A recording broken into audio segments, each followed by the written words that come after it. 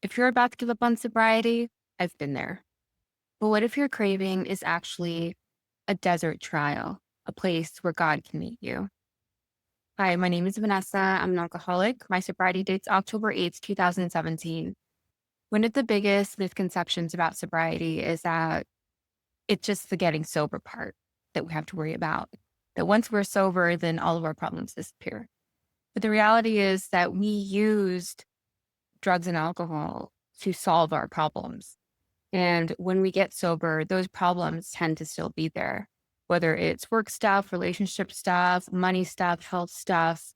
Those types of problems still exist until we're able to stay sober long enough to rebuild our lives and clean up the wreckage of our past. In the in between, in the interim, we might still be faced with temptations to revert back to our default setting, our factory settings of reaching for drugs or booze when we're feeling uncomfortable, when we're having problems, when we feel out of control. So, my story is that when I first got sober in 2017, well, this was after a couple of years of relapsing and not being able to stay in my sobriety because I hadn't actually been recovered from alcoholism yet. I had been abstinent from drugs and alcohol, but my inner condition still hadn't been resolved. And so my impulse was always to still go towards the drink to solve my problems whenever I did feel uncomfortable in life and living life on life's terms. The last time that I had this temptation was in actually 2018.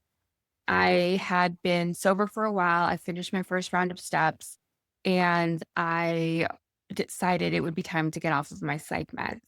I had been on psych meds for 10 years and I didn't like the way that they made me feel. They did stabilize me enough to get through the work at least and to start instituting other methods of therapy, of community. I started to build my spiritual life. I was getting involved in church. And so I felt like if I was really going to do this, I wanted to try to do it without medications. And let me tell you, this was an entirely personal choice. If you are on psych meds and they're helping you, please, for the love of God, stay on them. I just was beginning to incur other health impacts. I had gained a lot of weight and was actually causing some gallbladder issues and just cholesterol issues. So it came to the point where the side effects were impacting me more than the benefits were. So I really wanted to begin to rely on the tools that I had acquired over my sobriety to try to do without the psych meds. And I had been told, because I'd been on numerous psych meds, that this was going to be a difficult and arduous process as my body was beginning to withdraw. And I knew that, right? These are mood altering substances still, and I needed them for for therapeutic reasons.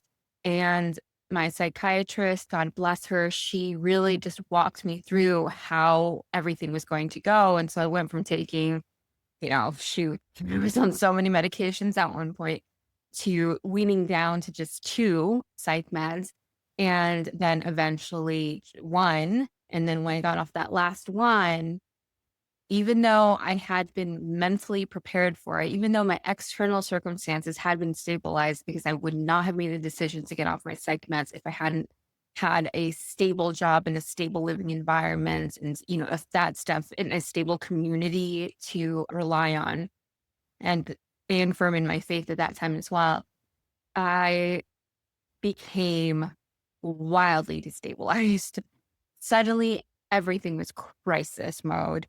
And so I believe it was maybe my first week or second week of getting off of that last medication where I just felt on fire all of the time. I was constantly anxious, constantly depressed. I felt like the weight of the world was on me. It felt just like day one of sobriety. I just felt this crushing, impending doom and hard and fast. All of those feelings came back to me once I got off that last psych med. And I remember one day, one afternoon in particular, I was at work and I took my lunch break and it had been, by all accounts, a very normal standard work day. But because of my internal chemical fluctuations that were happening, everything just seemed like hell and that it was inescapable. I was incredibly in the dark, basically. I was just in the depths of depression again. And my body was just tingling with anxiety. And so I took my lunch break and I went to a park, and there was a CVS where I used to go to buy boxes of wine. And I decided that I was going to use my lunch break to relapse. And so I was in my car sitting at the park, and I felt that urge. It was that compulsion. It was that I know what to do to get out of this situation. I'm going to go to CVS and I'm going to get wine, and I'm going to drink it in my car, and I'm going to show back up at work if I feel like it, drunk. And that is going to be my life for the whole rest of my life. I had had enough sobriety and enough work to know that that was just what I was going to be doing. I was just going to be slipping right back into the hell of alcoholism that I had just clawed my way out of. And so I felt pretty determined in that. And then I sat with myself for just 5 more seconds. And I was like, wait, where are all those tools that I just learned, right? Where is all that faith? Where's all that God that I've just been relying on? This is it. I'm going to put this to the test. And if it doesn't work, I'm going to CBS immediately after this. And what I meant by that was I was going to close my eyes. I was going to sit in prayer and meditation. When I opened them, that urge hadn't been removed from me. I was going to go to CVS and get drunk. So I was in my car and I looked at the clock, and I still had like 15 minutes left on my lunch break. And I was like, oh, that's plenty of time to go get my alcoholism kickstarted again. And I sat there and I was like, God, if you're there, I need you to get me through this. And I closed my eyes, and I don't know where I went. I don't know how to describe it besides just kind of, I fell into the presence of something that caught me. And it caught me and it held me in this way that I knew I didn't have to drink, that I knew even though my mind was still telling me that's still a solution, that my body felt, actually, it's not. And so I had these two parts of myself combating each other. And it was all being held in this container of just completely forgiving and present love and the reality of love. And the understanding that I was being held in this love and I still had this choice. And I could go back to this thing that I've always done, or I can take one step forward into the unknown and try to do something differently and know that I would be held and guarded if I did that. And then it was just, I just kind of felt like my head was just kind of static. Like if you ever have, I don't even think they have it on TVs anymore, but if you have like a TV, it's just like that white snow, like static screen. And I don't really know what happened, except that at some point my eyes just flung themselves open, and it was like 12:27, and I had to get beat back in the office in 3 minutes. And it took at least like 5, 7 minutes to drive back to the office. So I was like, oh crap. And then I threw my car in drive and I made it back to work. And I was like, oh, I didn't drink. As I was driving, that impulse had been completely removed from me. And it had been replaced with this sense of responsibility, with this sense of, I'm so glad I have a job to go back to right now, with a sense of relief, with a sense of love, with a sense of peace, really this peace that surpassed any understanding, right?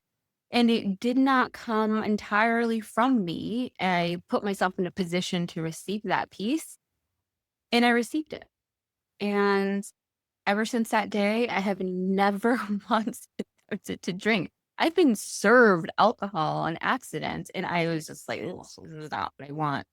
So that was my experience. And so there's something to say about that, right? There's something about that lie that I was telling myself in that moment, that if I just reached for this drink, it would solve this problem, this uneasiness that I have within myself. And then there was that truth part of myself that was like, but we know that's not the solution actually, because you tried that for 10 years and it actually just got you into a lot of trouble. But and this is what the big book talks about. We can have like parallel thoughts, we can have parallel thinking where we deeply want to stop drinking, we don't want to drink, and then we will drink. And it's like these two thoughts will never intersect with each other. I think that the only thing that can get these two thoughts to communicate is that connection and that presence of God, because it is that relationship to be like, actually, we're seeing this, right? We're seeing both of these things. And I was able to sit and see and look at this isn't reality.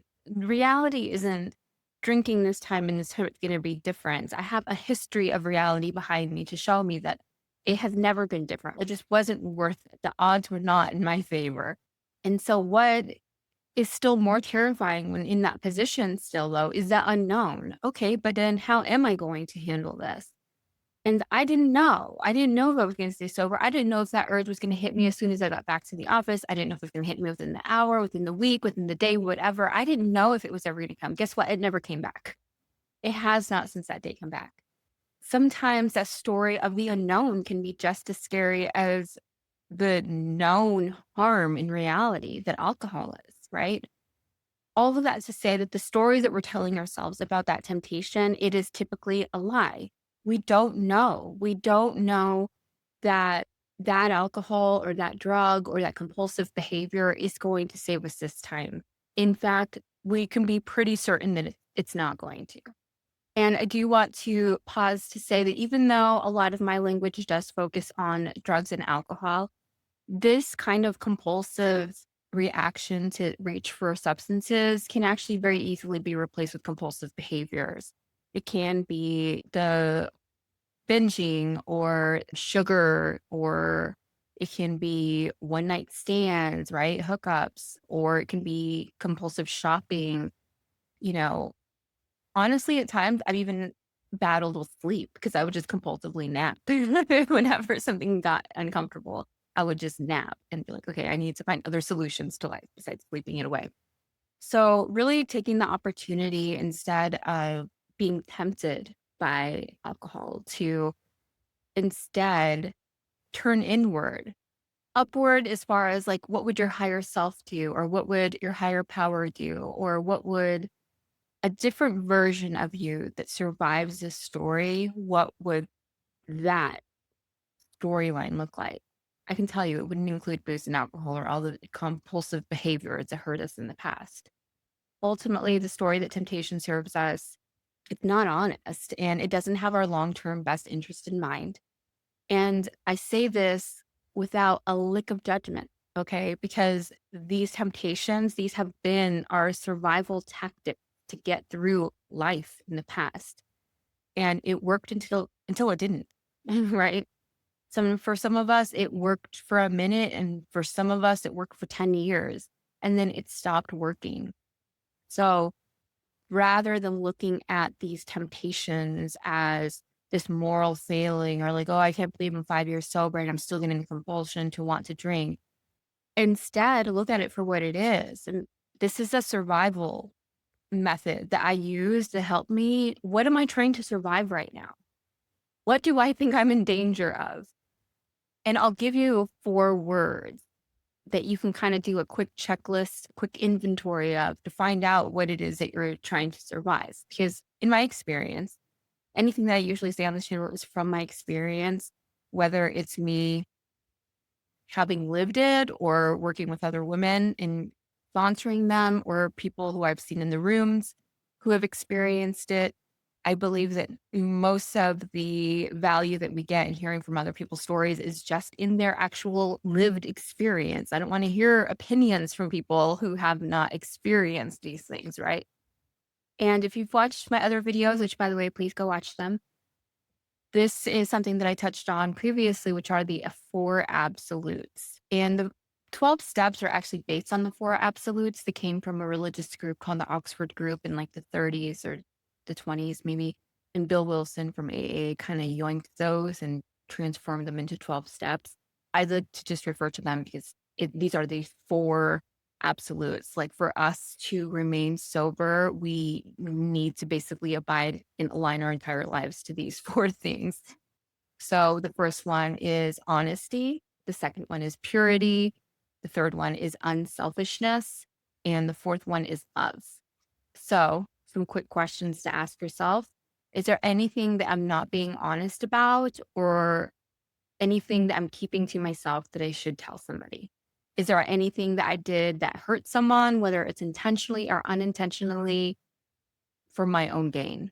Have I reached out to anyone else to see how they're doing and to check on others and to help someone else in general today? And was I loving to all? And did I feel loved today?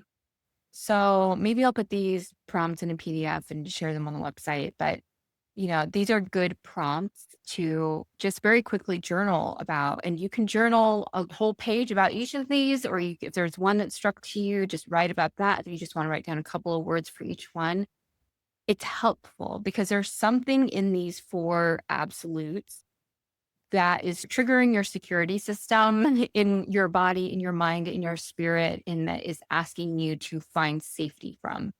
So if you can get honest with yourself and really sit with these questions, with these words, and say, where am I not aligned with these? You'll get to the core of your issue much sooner than you will if you pick up and drink or use again. Okay. And then we don't just want to stop there because it's nice to be self-indulgent and just contemplate our worries and think about how our deep thoughts and everything, but we need to actually take action, right? Faith without works is dead. So it's great if you have this epiphany on paper, but now you have to take that information, you have to take that enlightenment and actually put it into action. So tell the truth, or tell somebody something that you're struggling with. Ask for help. Fix the thing, but say sorry about, make amends, apologize to somebody, fix whatever you broke, take the actual action here. Tell someone you need a hug, hug somebody, call a friend who has been struggling, offer to pay for groceries for the stranger at the grocery store.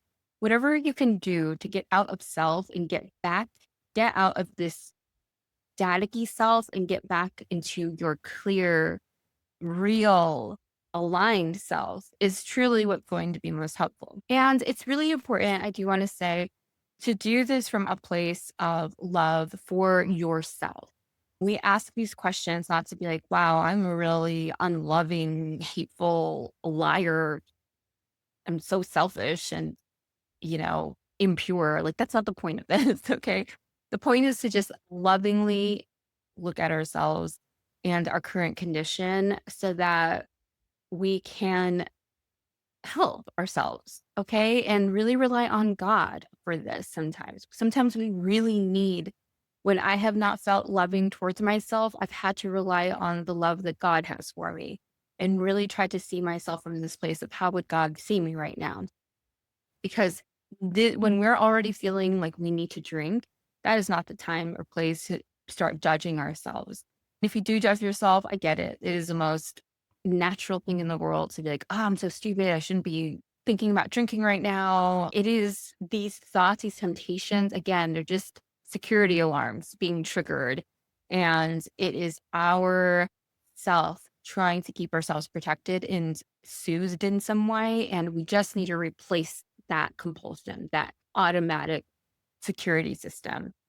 Do this from a place of caring for yourself and loving yourself, not from a place of punishment or judgment. God always views us from this lens of love. And in that present moment, when you are feeling tempted, God is with us in that moment, viewing us from a lens of love. And so we do this imagining ourselves from the lens of God to become more aligned with who we actually are. And that alignments, when we are better aligned to how God sees us, there is no room for alcohol or for drugs or for other compulsive behaviors. I hope, more long-term longevity of your sobriety, these are tools that you will begin to pick up and truly, and the more that you put them into practice, the more reflexive it'll actually be. And it won't just be for when you're tempted with drugs or alcohol. It'll actually be anytime you're just feeling uncomfortable, when you're getting into resentment, when you're feeling angered, when you're feeling sad.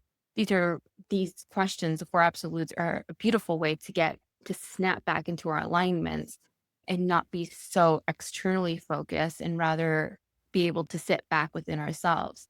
However, saying that, if you are in a place where you have been pretty traumatically triggered or you're still working through things, let's say that having other resources, some of these other tactics that I would use, not for necessarily temptation, but just whenever like a self-defeating thought would come over me or the temptation to overeat or to not go to a meeting or something would hit me, I would use these other tools. And so these are not hacks, these are not quick fixes, but they are tools that I use even now just to kind of re-energize myself in this way so that I can get to this place where I'm sitting in meditation with God again.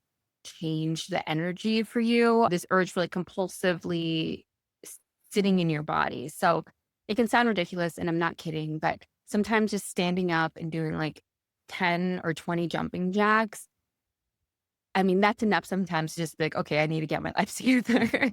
By that time, you're out of breath, you got your blood moving, the energy that you had been sitting in, I need to like drink or whatever, like it really does do something to kind of melt that away, and it re-energizes, it gets the blood flowing, it gives you the opportunity to breathe more, it gets your blood oxygenated again, right? And so when you're able to be like, okay, I'm feeling, especially when you're in that tense anxiety or depression that is one leading you to think that drinking is the solution again, stand up, do jumping jacks. It has been pretty helpful. Another thing is just stay hydrated, y'all. When our brains are dehydrated, we are working with limited resources. And so we're not going to be able to make the best, strongest decisions for ourselves. It's important to stay hydrated and drink water. Another thing you can do is tell someone about what you journaled earlier. This is really where having community and having strong social connections is going to be important. And if you don't have somebody, if you don't have a bestie, if you don't have a family member, if you don't have like a pastor or something, go to a meeting. There is nobody else in the world who is going to understand what you're going to say more than an alcoholic or addict sitting in a meeting who has also been there, right? And that's what these meetings are for. So if you're shy and you don't want to speak at a meeting publicly, sometimes they have these things called like burning desire, or you can just go up to somebody who leads the meeting or just go up to anybody at the meeting and be like, hi, I'm kind of struggling. Do you mind if I talk with you about something? And then just blurt it out. Anybody in there, their sobriety is reliant upon helping others as well. That's where the whole unselfishness comes in, right? So they'll be able to check that off their box of like, I was unselfish today and I helped somebody at a meeting. Make sure that you use the resources like that.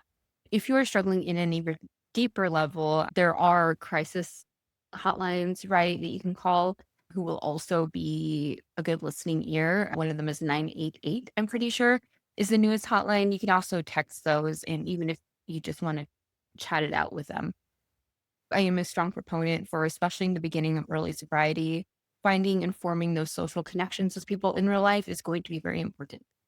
And just another quick, like, physical, so while those 4 words are, like, good for, like, the spiritual aspect of it, a good 4 words for your physical externality to make sure that you're taken care of is HALT, right? So hungry, angry, lonely, tired. Is there some need that you're not, some physical need that you're not fulfilling? Whether you're hungry, angry, lonely, or tired, there is something there that can typically, again, and it's not, sometimes it's enough to just recognize it, but most of the time we need to actually take action towards resolving that. And then this is a last ditch effort. I don't 100% recommend this, but I did, probably month 2 of my sobriety when I was in a court ordered rehab. I was very depressed and couldn't get out of bed. And my therapist and that rehab told me to eat sugar. So, it's no wonder why I ended up with a compulsive sugar addiction for the next 12 to 18 months. And also just the medications I was on did not help. But it can be a good replacement. This is also why you'll see people in early sobriety kind of gain weights too, because there is still something that we're getting from sugar that is helpful. And hey, sugar will do bad things to your teeth and your insulin and stuff like that. But It is ultimately a thing that we can get off of later, and if it is between that or vodka, just take the Twizzlers for God's sake, okay? All right.